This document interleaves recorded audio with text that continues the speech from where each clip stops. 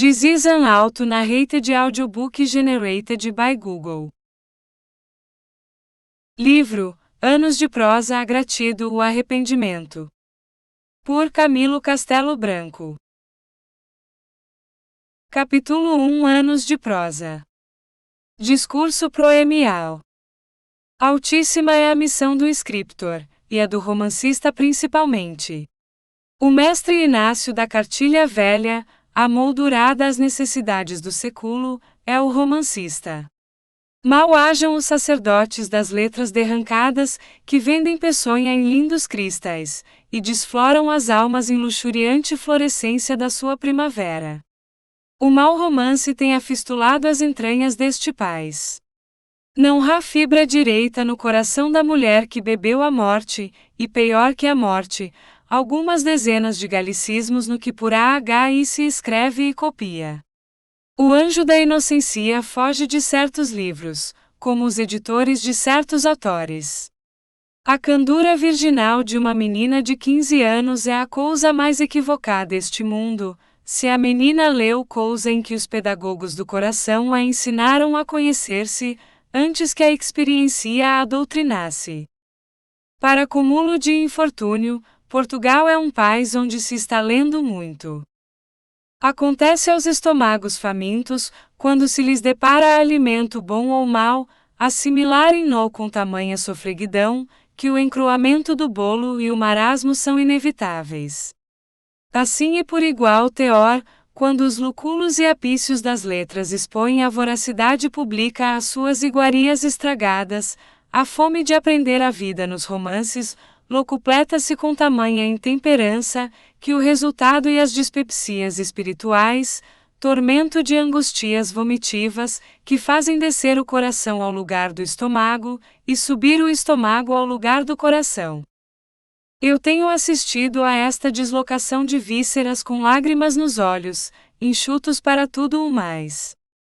Muitas vezes tenho perguntado às velhas se isto assim era no tempo delas. Faz dó ver a consternação com que algumas expedem um gemido, uníssono com o assobio da pitada. Compunge ver rolar a lágrima preguiçosa do olho desvidrado doutra, que se recorda da honestidade com que foi amada pelo seu quinto amante. Há 50 anos que as senhoras não liam romances, por uma razão cujo descobrimento me custou longas vigílias, não sabiam ler. Algumas rebeldes à vontade paternal, conseguiam soletrar e escrever à tia uma carta em dia de anos, copiada do secretário português de Cândido Lusitano. Os pais aceitavam com repugnância aquele abuso de inteligência, e castigavam a filha, forçando-a a um trabalho literário semanal, escrever em cada segunda-feira o rol da roupa. Este sistema penal tinha só a vantagem de tirar ao vício os enfeites da inteligência, reduzindo-o à essência bruta de sua nudez primitiva. Já não era pouco para exemplo e edificação das almas. O melhor moralista será aquele que despir o delicto do coração das galas que lhe veste o desejo, e o cobrir de farrapos repulsivos. Por esses tempos e nos 10 anos sequentes, os propagandistas da corrupção tentaram exercitar o seu malefício, vertendo para Pessim linguagem portuguesa novelas francesas, que transpuseram as fronteiras no cuce da bagagem do Junot. Em 1814, a imoralidade até esse ano sopeada pela impertinente virtude das novelas, tais como a virtude recompensada e o escravo das paixões, quebrou as ferropéas, e despejou do regaço dissoluto a versão de Tom Jones, o sofá, o Cândido, e quejando as faulas incendiarias, que pegariam nos corações, se a manteiga e o paio das tendas não esfriassem a força conurente dessa droga, que acirrava os paladares antropofagos da Quelle Festim de 1793. Bendita e louvada seja a ignorância! Os romances franceses, até 1830, encontraram as almas portuguesas hermeticamente calafetadas. Eite esse ano em Fausto, a mulher era o anjo caseiro, a alma da dispensa, a providencia da piuga e sobretudo a feméia do homem, qual Jeová a fizera de uma costela do mesmo. O salão era um como trintário cerrado, onde a espaços, uma gosmenta matrona espirrava, e a sociedade, a cabecear de sono, surgia estremunhada dizendo, Dominus tecum. A menina casadeira não se erguia de ao pé da mãe. O noivo mirava-a de longe em felina beatitude, e no auge da sua casquilha a audácia piscava-lhe a furto o olho, onde reslumbrava a paixão. Não havia então destes homens mulherengos, que alambicam a parlenda açucarada, coando por ouvidos incautos o veneno do estilo, que é o mais corrosivo de quantos há na toxicologia do amor. A mulher actual é quase sempre vítima da retórica requentada do romance, que esteril peralvilho lhe encampa como cousa de sua alma. Algumas conheço eu que resvalaram ao abismo da perdição pela rampa de um advérbio eufonicamente intruso num período arredondado. Este sortilégio da linguagem, que enfeitiça e dá quebranto às mulheres, é apanhado no romance. O coração de certos indivíduos acha-se muitas vezes, a páginas tantas de tal novela. Sem figurinos e romances, não haveria corpos apresentáveis nem espíritos insinuantes. Muita gente se espanta das gloriosas aventuras de alguns sujeitos piramidalmente tolos. Eu não. Tal que se vos afigura Mazorro d'alma, e não obstante ao lado de mulheres, dispara descargas de phrases amorudas que é um pasmar. Asneira dita em nome do coração, não há uma só que não seja laureada. Cada petracha lorpa tem afinal, o seu Capitólio. A mulher por via de regra, é de seu natural tão boa, sensível e generosa, que chega a recompensar a pertinácia do homem que primeiro a noziu. O segredo deste paradoxo está na influência contagiosa da tolice. A mulher que fez chorar o tolo, e viu rebentar lágrimas de uma cabeça de granito, cuida que fez o milagre de Moisés na rocha de Horebe. Aliciada pela serpente da vaidade, sucumbe como Eva. Que mudanças! Dantes o caixeiro principiava sempre a carta de namoro por, meu amado bem. Agora já diz, anjo ou serafim. Era dantes a frei sacramental do exórdio, ver-te e amar-te foi obra de um momento. Agora não é raro encontrar destes arrojos, amar e morrer é meu destino. E depois o malefício do romance não está somente no plagiato irrisório, o pior é quando as imaginações frivolãs ou compassivas se entalham os lances da vida fantasiosa da novela, e creem que a norma geral do viver é essa. Enquanto a mulher estuda somente a frase que aplicar bem ou mal, quando a enlouquece a vaidade de parecer o que não é, bem vai. Dá-se um exemplo. A apaixonada de um amigo meu ao recebê-lo pela primeira vez em sua casa no patamar da escada, antes de deixar-se beijar a mão, estendeu o braço direito em majestosa atitude, deu à frente a regia altivez de uma fedra de aguas furtadas, e disse em tom cavo e solene, jurais levar-me às aras? O meu amigo que balbuciava um prefácio de longo estudo, soltou um frouxo de insolente riso, e desceu as escadas, por não poder com o espectáculo da dama corrida do insulto. Eis aqui uma que os romances de Arlincourt salvaram, quantas porém perdidas por guardarem as phrases ridículas para o final. Grande mal é o identificar-se o espírito às visualidades do romance.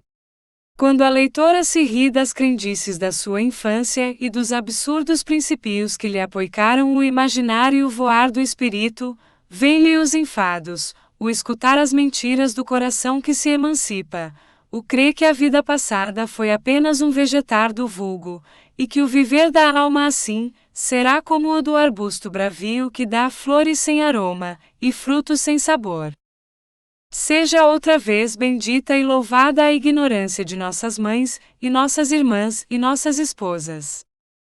A vida caseira, esta deliciosa monotonia que a poucos é já saborosa no viver íntimo, requer muita estupidez, muito sono a toda a hora, um estômago exigente e forte, muita digestão soporosa de substâncias pesadas. Esta bem-aventurança há de restaurar a ignorância supina, não hão de ser as palavrosas teorias de Michelet acerca do amor e da mulher. Comecem os pais de família por circunvalarem suas casas de um cordão sanitário contra a peste do romance, que não se abonar com a prometida pudicícia deste, e de outros com que o autor, coração aberto a todas as quimeras, e de entranhas lavadas, tem querido enxertar no tronco carcomido da humanidade toda a casta de virtude. Vou lembrar um alvitre, cuja adoção poderia ser momentosa na regeneração dos costumes. As relíquias das velhas virtudes portuguesas, se as há, acham-se nos velhos que beberam ainda as escorralhas dos seios puros do século passado. O Porto de preferência, graças à força refractária da sua organização, encerra boas 4 duzias de arcontes dignos da Grécia Antiga. For fácil eleger de entre estes, abstenho-me de os nomear, porque a modéstia neles dói de insofrida como o será em lombo de moar, e não é raro responderem ao elogio com o cusse. Eleger dentre estes, digo, uma corporação censoria, encarregada de examinar os livros que giram no mercado, e referendar os que a juventude feminil pudesse ler sem deterioramento da inocência. Desta arte, os anciãos não restringiriam a sua egoísta virtude, a missão balda de condenarem o vício da mocidade inexperiente. O exemplo dão no óptimo, a doutrina é a que nós sabemos, mas não os devemos desquitar de se constituírem entulhos contra a torrente do vício, desviando-a de levar ao regaço das futuras esposas e mães o romance peçonhoso. Pelo que daqui já sotoponho este livro à censura, e assim dou público e voluntario testemunho de quanto venero as cãs e as virtudes. Fadário triste. A minha sina capricha até hoje em fazer-me mal visto desses, que eu mais quisera benquistar, ainda à custa de um panegírico à corrupção senil dos raros que desgarrando a trilha austera por onde a virtude os vai guiando ao céu, no qual os próprios anjos se espantam das colonias que vão daqui. Porto, 1858. Primeira parte e... Enquanto ao fogo da quelle meu fantasiar de gênio, fadado para desgraças, incendei as imagens das formosas aparições da terra. As criações do meu espírito eram magníficas e brilhantes, como as míriadas do céu estrelhado. Eu tinha horas de tão doce cismar. O ideal de Fausto, a melancolia do poeta Delvira, os coriscos de Byron, as satiras mordentes do diabo mundo, as facécias elegantes de Fielding, e as vaporosas subtailsas de Senancour. Aí havia de todas essas feições do gênio um traço de cada uma, no meu espírito. Mas naquele dia, à entrada do meu caminho, naquela noite calmosa, quando o sangue estuava nas arterias, quando as asas do coração, como as da águia ferida, baixavam à terra, aquela mulher. A mulher fatídica. O despertar do sonho de 18 anos. A Beatriz, a Laura, a Leonor vingando-se na essência duma, porque eu ousara crer e dizer que mentira Tasso, e mentira Petrarcha e mentira Dante. Que mulher! Bela? Ai não, não é essa a palavra. Bela como a filha do anjo rebelde, a quem Deus vingativo dera o dom de criar a formosura que mata, o olhar das chamas magnéticas do crime, a fascinação do abismo onde o cair é perder-se o homem para si, para a humanidade e para Deus. Eu era poeta. Com que entusiasmo eu pedia o meu quinhão na herança das celebradas agonias de tantas vítimas de si, mansíssimos cordeiros imolados no calvário do talento. Este augusto título, mercê do céu, rubricado por selo divino no coração do homem, tornou-se epiteto ridículo ou injurioso. Gela-se-me o sangue, quando a ignorância petulante faz um trejeito de menospreço ao talento, e diz, poeta. Mal sabeis que brutal atrevimento, e no tom de escarneu, com que as bestas feras insultam a inteligência. Um bando de colarejas abrias, atirando-me em injúrias à lama que lhes extravasa da alma, seria para mim harmonioso cantico das graças, comparado ao sorriso afrontoso do nechio que me diz, poeta. E um rir do vulgacho, que dá em terra com a alma. Oh! O rir da gentalha maltrapida é menos fulminante que o escarneu da plebe engravatada, de todas as escorias sociais, a mais alvar e incorrigível. Parou de escrever o meu amigo, quando eu entrava no seu gabinete de trabalho. Este nosso amigo.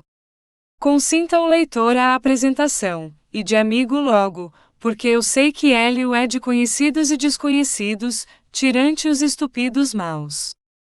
Este nosso amigo é uma aflicção permanente, um como pelicano que se está continuo espicaçando o peito para alimentar do sangue próprio seus filhos insaciáveis, suas imaginações escandecidas. Entrou na vida pela porta do inferno. Os olhos da alma abriu-lhos uma paixão das que alumiam a carreira do crime até a morte moral. A consciência de sua individualidade, desunida das mil formosas existências que se identificara, deu-lhe o ser mais poético da terra, a soberana da criação, a mulher. Aos 18 anos, expulso do paraíso pelo anjo a quem dobrara o joelho. Até então Jorge Coelho amou sua mãe e irmãos, flores, estrelas, fontes murmurosas, os pinhães rumorejantes, o céu azul e as nuvens abertas em coriscos, os repiques festivos do campanário da sua aldeia e o dobre de finados, a cantilena da pastora e o gemer convulsivo da viúva e da órfã. Tudo lhe era neste mundo poesia, desde a grinalda de flores da esposada, até a baeta negra do esquife. Não sou crendeiro em horoscópios de epiderme, todavia 3 rugas que lhe avincavam a testa entre as bossas frontais, impressionaram-me. Um poeta da alteza dele, diria que semelhantes vincos eram vestígios da vara com que a mão de um gênio funesto o ferira, no berço. Moço de 18 anos que sobe ao empinado das serras, e circunvaga os olhos lagrimosos pelos confins dos horizontes, e me diz, a minha alma não cabe aqui, esse tal é de crer que se faine na flor dos anos depois de haver experimentado as dores todas de longa vida. A minha alma não cabe aqui, disse-me ele sentado no topo de um fragoedo, com a arma caçadeira encostada ao peito, e afagando com a mão o focinho do galgo que a lambia. Nasci ontem e já me cansa a vida. Sou um como hóspede, que se sente ebrio antes de assentar-se à mesa do festim. Meus irmãos estão contentes ao pé de minha mãe. De manhã são abençoados e beijados. À noite vão restituir-lhe o beijo com a face alumiada de santa alegria, recebem a segunda bênção da virtuosa, e vão dormir serenas horas, enquanto eu, fechado com os meus livros, tento debalde entreter o espírito nos deleites da poesia, ou subjugá-lo às páginas graves da filosofia que me disputa a fé, e da fé que me arranca aos tédios indigestos da filosofia.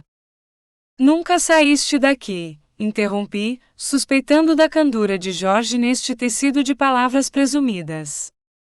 Nunca saí daqui. Fui literariamente educado por um tio frade, que há 1 ano me entregou ao ensino de minha mãe, dizendo que a semente da ciência não podia germinar em terreno, onde faltava o amanho da boa educação religiosa. Minha mãe não me entendeu melhor que o frade. Falou-me do temor de Deus, como o princípio da sabedoria humana. Eu tenho um Deus que não temo, porque o amo e adoro com espontânea devoção, porque o vejo luminoso em todas as minhas criações impalpáveis, porque o respiro e converto em seiva da minha alma, que tanto mais se amplia quanto mais se engolfa na imensidade divina. Minha mãe é uma virtuosa senhora que só acha digna de Deus a linguagem dos psalmos penitenciais, e os atos contrictos de pecados imaginários. O círculo que ela traça às minhas aspirações é estreitíssimo. Para ela o futuro é a sucessão dos dias travados uns nos outros, iguais e serenos, como os viverão meus avós, e como ela pretende herdei-os a seus filhos. O futuro para mim é o grandioso imprevisto, é a vida com os seus desertos e oásis, é o oceano com as suas calmarias e borrascas, é a peregrinação do israelita, agora perseguido nas aguas do Mar Vermelho, logo alumiado pela coluna de fogo. Que sinto eu aqui? Prosseguiu ele pondo a mão na testa cujos vincos se afundavam. Será o pensamento confuso do girondino à vista da guilhotina? Será o abutre gerado num sangue que cedo ou tarde, tem de trazer-me a congestão ao cerebro? Não sei. Por que não será a alma que geme solitária como a rola que além, no ramo seco da coelha azevinho está chamando o companheiro que há de vir, disse eu em phrase lírica para não destoar da linguagem levantada de Jorge Coelho. Não creio, acudiu logo o meu amigo. Eu tenho lido o amor dos livros, o amor dos romances, o amor da história, o amor da poesia. Não me inquieto nem me acho nesse sentir. O que não entendia aos 14 anos, não o entendo hoje melhor. As impressões que então recebi, recebo-as agora semelhantes. Os quadros de Dido e Enéas, de Helena e Paris, são duas telas borrifadas de sangue. O amor não pode ser aquilo. Paulo e Virgínia, Julieta e Romeu são duas catástrofes que apertam a alma entre a admiração e o dó. A felicidade não está nesses amores tão celebrados. Werther e Carlota, Chatterton e Kit Bell, com o anjo inexorável da virtude entre si, ao despenharem-se um após outro no abismo da morte para se salvarem do abismo da perdição, são dos entes desamparados do anjo bom, que nem sequer já serve para galardoar heróicos martírios. Pois não irão mais longe os meus anhelos de glória? A região da felicidade estará delimitada pelas raias do amor, que o romance e a história e a epopeia me pintam, glorificado por lágrimas e sangue? Mas há um amor, redargue, que não é o amor da história, do romance e da epopeia. É amor refletido de mais alto amor, que as almas adivinham e não entendem. É amor prelúdio da bem-aventurança, e prelibação da ambrosia celestial. É o amor do romance esse, creio eu, interrompeu Jorge Coelho sorrindo. Não é, meu amigo, e se me contradizes nessa idade, inculcas baixeza de afeitos, que eu não posso acreditar por honra da espécie humana. O que te autoriza a desmentir um homem de 30 anos, que por sua honra te jura que esse amor existe? Queres achar vestígios dos trabalhos e calamidades que me custou a descobri-lo? Repara nos meus cabelos brancos. Colombo achou curtas as fadigas que lhe deram o novo mundo, e a perpetuidade do nome dele, mais valioso que o novo mundo. Experimentaria Colombo as vertigens de prazer, que me endureciam, quando encontrei a mulher mais perfeita que os primores da minha fantasia? Não te alucines, porém, prossegue vendo nos olhos de Jorge a lucidez do entusiasmo, acusando-o o propósito de se abrasar no primeiro amor que lhe deparasse o acaso. Não te alucines em presença de qualquer mulher com sorrisos de Virgínia, que tanto servem de elogio ao pudor como de epitafio da inocência. Não respires com sofreguidão o aroma das primeiras flores que encontrares. Lírios e mandragoras são belas flores, que matam se as não lançares de ti, aspirados os primeiros eflúvios. Há mulheres como as flores venenosas, se te detiveres com elas mais tempo que o necessário para lisonjeares a sensação, e regalares a fantasia, sentir-te restomado de um marasmo de espírito, em que serão delidas as tuas mais nobres faculdades, e a mais válida de todas, o mais nobre apoio da tua dignidade de homem, a liberdade. Esta doença no começo da vida deixa achaque para sempre. É como a bala recebida em pleno peito e lá encerrada. O ferido vive, mas há revezes, a dor lhe está lembrando que a bala pesa sobre o derradeiro fio da vida. Mulheres que matem corações generosos, há muitas para cada homem. Mulher que salve, há uma só. A minha vida é uma elegia continuada desde o berço até esta antecâmara do tribunal da morte, onde estou esperando que me chamem, não tem romance, são desastres concatenados, sem intermédios desse contentamento vulgar, que os fortunosos denominam amargura. Todavia, se tivesses mais 12 anos, Jorge, seria eu o teu conductor pelos infernos deste mundo, que Dante não cantou de preferência aos do outro, porque a civilização da Idade Média não tinha em si os suplícios desta sociedade em que vais entrar. E que lucrarias tu, ouvindo a minha historia? Ver-me-ias longo tempo enredado na torpeza, na irrisão, e na brutalidade dos diferentes algozes, que me supliciarão a alma. Se quisesses que te iniciassem no segredo de sondar a perversidade dos corações, não poderia eu, porque a áspide que te mede o salto do seio da mulher, só vibra a farpa mortal depois que varas em terra embriagado de aspirar o aroma do ramilhete, que a esconde. A sombra da mancenilhá é grata como a de todas as árvores, suave é a viração que lhe estremece a coma. O sol nem sequer mosqueia o chão em que refazes os membros laços, mas agonia mortal será o teu despertar se a formosa folhagem destilou sobre o teu corpo um sumo corrosivo que te faz morrer em acerbá palpitação de todas as fibras. Conheces tu a mancenilhá neste deserto que vais palmilhar, encalmado das ardências do coração? Saberás tu aos 18 anos, distinguir a mulher que mata da mulher que salva? Os 30 abismos de onde me eu levantei, com as faces a escorrerem sangue, estarão cobertos de flores para ti? Eu creio que o poeta é um condenado, a sua pátria primitiva um outro mundo, este em que nos encontramos, amigo, o purgatório.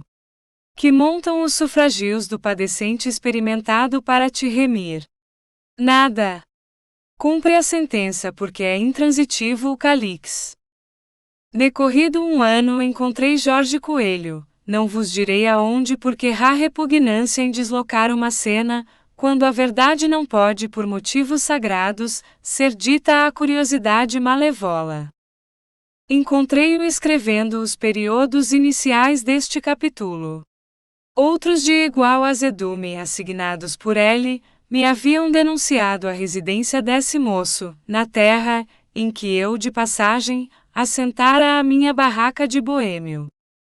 Reconhecendo-me, ergueu-se, abraçou-me com expansiva veemência, e proferiu aquelas últimas palavras do estirado discurso do ano anterior. Cumpre a sentença porque é intransitivo o calix. E muito amargo? Perguntei eu. Amargo e nauseabundo. Fel e lama. O insulto e o aviltamento. Adormeci debaixo da mancenilhá, meu amigo, e acordei nos paroxismos de que não posso morrer. Achei uma das mulheres que perdem. A sociedade aplaudiu-a, quando eu cuidava que a indignação do mundo me vingaria. Ajuntei a minha dor o que devia ser pejo, deshonra e remorso nela. Quis desafiar a piedade do mundo, com o paciente silêncio da minha desgraça. O mundo viu-me passar de olhos baixos para esconder as lágrimas, e fez da palavra poeta, um sinônimo chocarreiro de insensato. 2. Contou-me Jorge Coelho a sua história. Foi assim. Saíra pela primeira vez, da sua aldeia para cursar a universidade. A mãe abençoando-o, ungira-o de lágrimas e lançara-lhe ao pescoço um crucifixo. O tio egresso, vencido na resistência que fizera à saída de Jorge, mostrara-se afinal condescendente, e introduzira nas malas do sobrinho alguns livros de moral religiosa, que ambos sabiam de cor, um à força de repeti-os, outro de ouvi-os em discursos hebdomadarios, que principiavam sempre com a epígrafe. Initium sapientia est timor Domini, o temor de Deus é a base do saber humano. Jorge deu de si boa conta no primeiro ano, cursando as aulas preparatórias para a faculdade de jurisprudência. Contou ele que durante esses 8 meses, apenas sentira o coração na dor da saudade de sua mãe, de seus irmãos, do tio padre das suas montanhas e das sombras dos seus arvoredos. Consolava-o o prazer de uma carta de casa, todas as semanas em que a expressão maternal pintava o anseio com que lá se contavam os dias, na esperança daquele em que seus irmãos iriam. Esperamos que você tenha gostado desta prévia. Para continuar ouvindo este audiolivro no Google Play Livros, use o link na descrição do vídeo.